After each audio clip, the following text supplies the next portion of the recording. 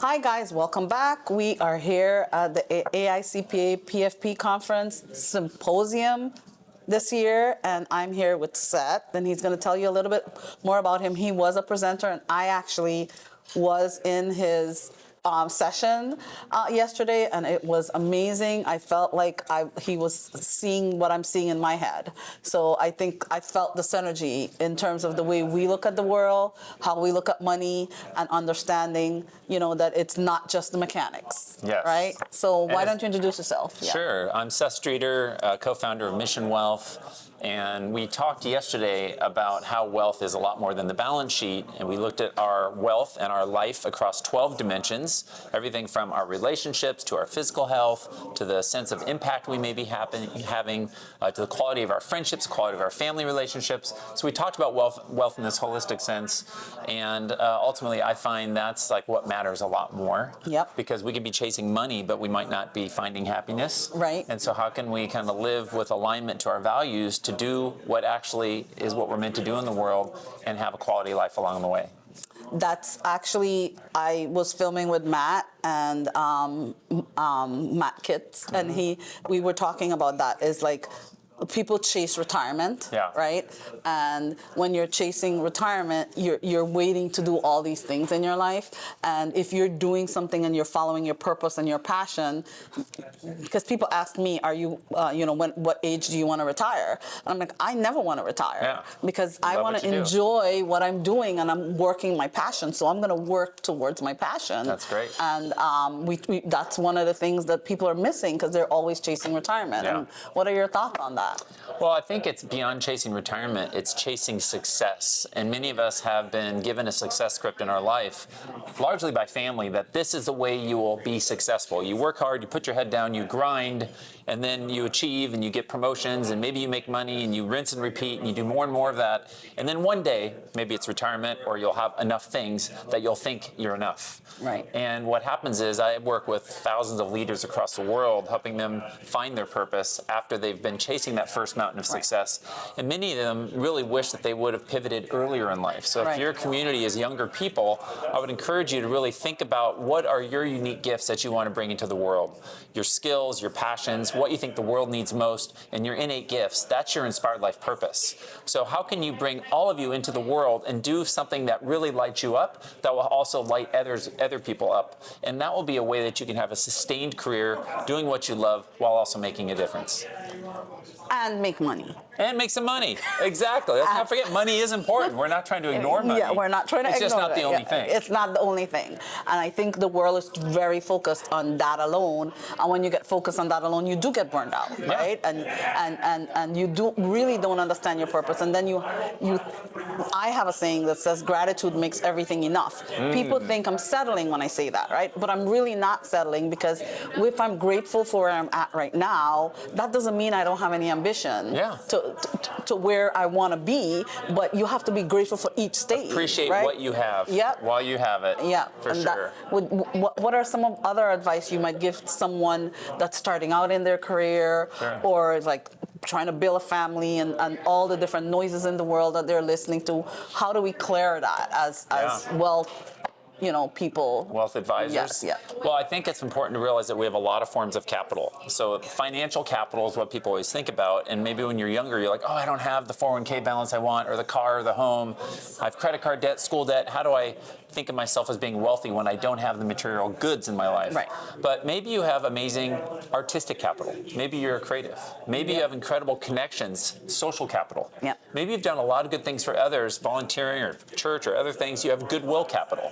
So think about all the forms of capital that you have, and you might actually realize you're a lot richer than you thought you were. Absolutely. So what Seth is saying is that, what we're doing is understanding all of our values. Yes. And putting value on our value. And it's not just about the monetary value of things, right? Yeah. So I would definitely say that that's good advice. What type of advice you would give in terms of the purpose part of things? Like you talk about these CEOs that are, trying to find find their purpose now.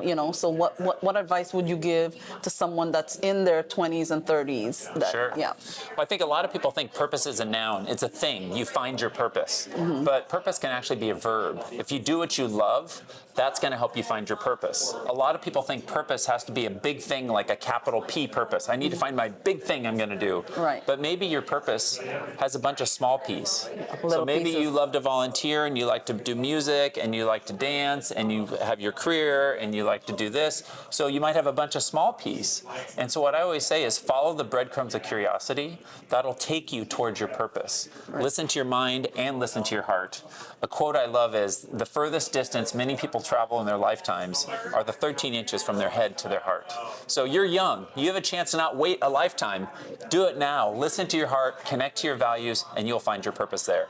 100%. I totally agree with that. One of the things that advice that I've been hearing a lot too from the interviews that I'm doing here is, go into the rooms that might make you uncomfortable when you're younger, because that's when you actually find out things that you might not think is part of your purpose. Yeah. It's there. So say yes to more when you're younger, so then you can find out what it is really you're learning about yourself. Yeah. So yes, you have to have boundaries, but try to, when you're younger, you have more time, you have the value of time when you're you have younger. less to lose. Yeah. Go for it. Yeah. So that's one of the things I've been hearing a lot, and I kind of wanted your thoughts on that. Sure. Yeah. Well, I would say in life, it's easy to gravitate to what's familiar, but actually the opportunity is when you go to what's unfamiliar. And so what I would encourage people as they're starting to think about career opportunities is be like a detective and say, what are the best companies out there? What are the best industries out there? And call and reach out. You don't have to wait for a job on Indeed to be posted. Say, look, I would like to do an interview. I've heard great things about your company. I don't know that you have any positions now, but I'd like to learn. Tell me about your culture. What is it that allows you to attract such great talent here? Tell me more about how I might fit in here. So you're interviewing them. Think of yourself as the asset. You're interviewing them. If you're going to give your blood, sweat, and tears into this organization, they need to sell you on that. Right. So be curious, be willing to be proactive, go step into what's unfamiliar, and be the one that separates yourself from the herd of candidates because you reached out and said, I would just like to learn more about you and your company. And I'll tell you what, people love to mentor. Yep. And a great power question I'll give all of you is when you have that opportunity to sit down with, say, that manager in a company, ask them this question. Say, what advice would you give to your younger self? If you were me at 22, at 31, whatever age, what advice would you give to your younger self? And just sit and listen. And they will love to share with you that advice. They will go back to their mindset of who they were at that age, and they will likely give you more opportunity because of it. Okay. So since you're asking that question, what advice would you give to your younger self? Oh, Seth? I love that. I just led a retreat in Bhutan where I had 51 CEOs, and we had the opportunity to bridge from our past self to our future self. Yeah. So my younger Seth felt like his self-worth was through being productive. I felt if I got all A's, did well in sports, I was in student government, then I was almost like worthy of love, worthy of being enough. Right. So I had this need to prove myself. And I wish I could go to younger Seth and say, Seth, you're enough. You don't have to get all A's. You don't have to, do great at basketball. You're enough just for who you are. And that would have served me because then I could have been more in my fullest expression. Instead of trying to please parents, please society, I would have started earlier on this chapter I'm on now, which is doing really what I love, which is helping lead retreats around the world and helping people light up. Yeah, that's amazing. I love that. I would actually say the same thing. That, for me, I grew up in a culture, and because I'm of Indian descent, and a lot of what Indian girls are taught is to be seen and not heard.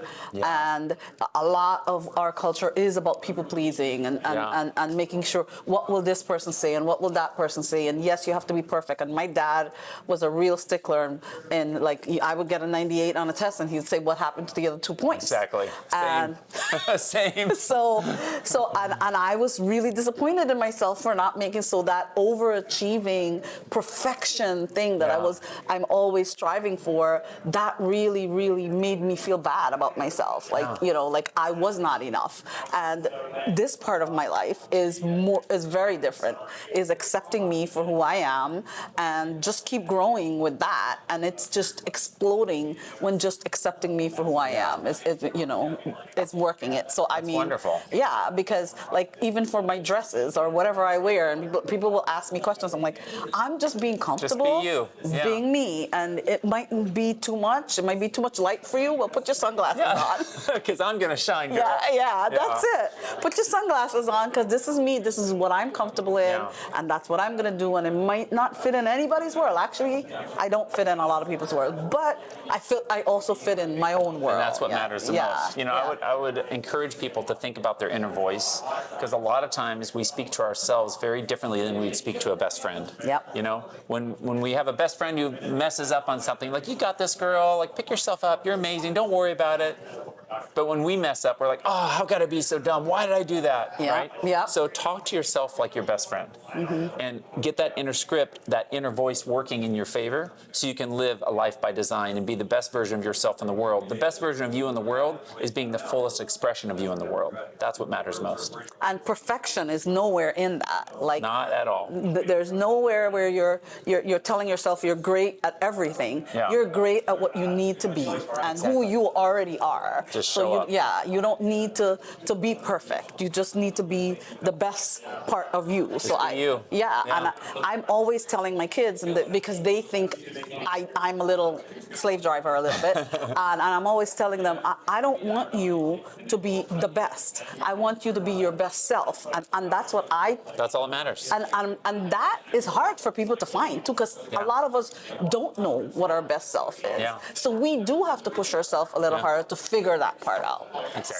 So that's how I feel about being your best self. 100%. Yay! Well, thank you for sharing this with your community, and may they all become more empowered to be the best version of themselves. Awesome. Thank you, Seth. And I look forward to us doing some more of this. So maybe I'll come back to California or you'll come down to Florida. Perfect. Or we'll do it through Zoom. There we go. Yeah. Okay, great. Thank you so much for the opportunity. Thank you. Yeah. All right.